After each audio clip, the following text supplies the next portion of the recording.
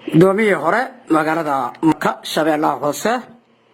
محمد عثمان يريسو سود وقدومية دبضيتنا إن بدنا واتك هذا الشيء والبابك كالصعدة شبه الله هوسه قراهان جزيرة إلى جلب مركة يولن بركونتون دولك ودحية مركلة أي أرنتاسي سو عصبوناتي سودو. بسم الله الرحمن الرحيم. فرحوا واد ما سنتهي مر بنا إن لقوا أنتوبه بكاس بيع كل شيء هنا إنه يكفي السودان مرة شغلي علاش بيها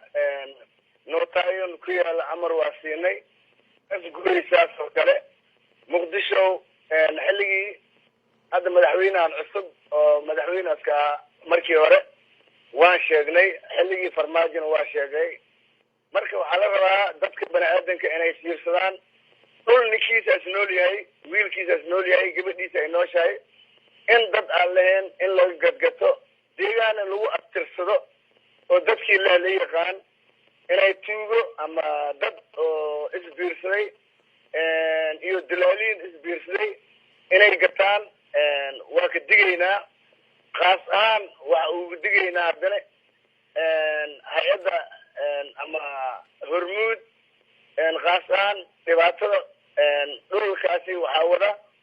مرع هرمود والله كان عسي الصومال بدن الجانب الصومال بدن أي كشكوبين العجاز علماء الدين وأهل السرادة وأهل الدين هرمود sida ku naqinay dadka mas'uuliyiinteeda waa niman xaajiyaal u badan xidka intaan kala tagay maanta culamaad diin oo salaadooda isoonkooda la yaqaan marka aniga waxaan leeyahay madaxda hormuud meel kasta oo joogaan dal iyo dibad waxyaalaha ay ka wadaan gobolka shabeellada hoose laga bilaabo jasiira lagu geeyo meesha la yiraahdo jilib marko إلا لمبر قطن لمبر لحدن إلا دعي لانتبوري دولكان دكتور كذا أيها ملها دولكا شغلكم الله جاي دجال أبابولن هرمود وحليها مدعوة هكثير سنانو دجال قبل كنيك أبابولن هرمود والله كان أحسن ملك سيكون تعالى أيضا أرادي إسكو كأن مركا مرة بعد مرشد حد دولكاس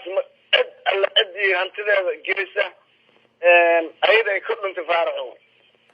arrintan in badan bay soo laalaabatay adiguna wax badan baad ka hadashay maxaa keenaya dooda intaasi la eg iyo cabashada bulshada halkaasi ku nool laga bilaabo jasiira jilab marka ilaa iyo lambar konton inta u dhaxaysa dhulka ku yaala in intii la hamiyo dabadeedna doodaas iyo arrimahaas ay ka yimaadaan horta waxaa leedahay ninkii doodkii geeridu dhibaysaa dad aan dhulka shaqo ku lahayn oo abkooda asleen abuurlankooda asleen aan maanta deegaanka u dhalan inay dhul iska gataan taasi waxay keenaysaa inaa gacanta laga hadlo marka faaraxow annaga mar labaad ma dhaqaali doono hadda waxaan maqlaynaa inaa meesha siima laga suray باور دكحان بدن أي كقولقليسو بناني إلى جزيرة مركا وان ودينا أرادي الأبورن هيا دورمود خاصان وحليا إيه جناح ستة تركاس بوبكا إيب سليسة لعقتوه عطلن تاي واكتلن تاي أما توجا دولك جتين النجا كمسؤولية دهان وحلينا أكوان توانو dadka dhulkaas beenta ah dhulkaas tumburloogina loo haystaa dadka lee dhammaankood way nool yihiin kii aabihiisa dhintin wiilkiisa nool dhul oo maanta la yaqaan dadkii leh farac loo yaqaan waaye aniga aan kula hadlaayo jilib marka ilaa lambar lixdan ilaa danaan meel u dhow aabihiisa lahaa aabaheyga joog haddana annaga taagan marka dhulka hadda dhagxaanta iyo calaamada lagu siraayo waa dhulkii anigaan ku abtirsanay laanta saas oo kale baqal iyo xawaalow ilaa jasiira دايرته دول كان دن ودول ليقان dadkii leeyahay goof haday liiqaana goof ninkii le dhulka marka hormuud waxaan leeyahay alaab iyo isku abuuran waa hay'ad ganacsi waa hay'ad maanta caalamka dhan la aqoonsan yahay oo culimada diinta waxaan leenahay hakawaanto haday kawaanto waayaan waxay gaar doontaa faraha in la galo waxay ku dhinta ama ku dhaawacmana waxa loo qabsan doonaa hay'adda hormuud iyo wixii rusyaan iyo wixii dulaan oo dhulkaasi macnaa inay boobaan rabaan dhulkaasina ma boobmaayo abka gaar wiilku amaan waaye talyaaniga loo dagaalamay laga dhiciyay dad badan oo guriyada laga dhiciyay hadda dhulkii abyaashana ay lahaayeen inaa maanta siin iskaga taagto baldoos iska geysto ma soconayso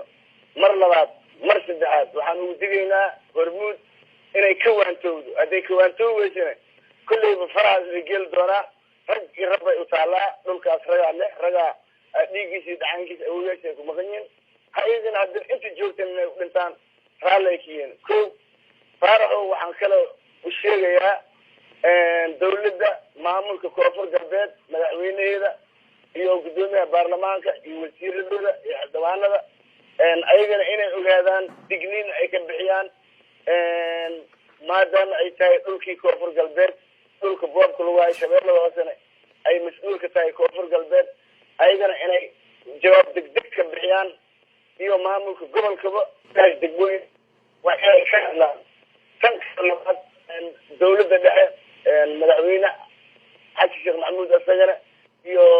wixii amni ah ciidan ha aado amni ah ayagana waxaan leenahay ha horjoogsadaano dhul boobka lagu hayo shabeellada hoose ma ogolaa doono mana ogolaa doono intaas dagaalka huri lahaa hormuudna dhibaatooyin badan meel kasta shirkada ay ku leedahay ganacsi hantideeda taalo ha ka waanto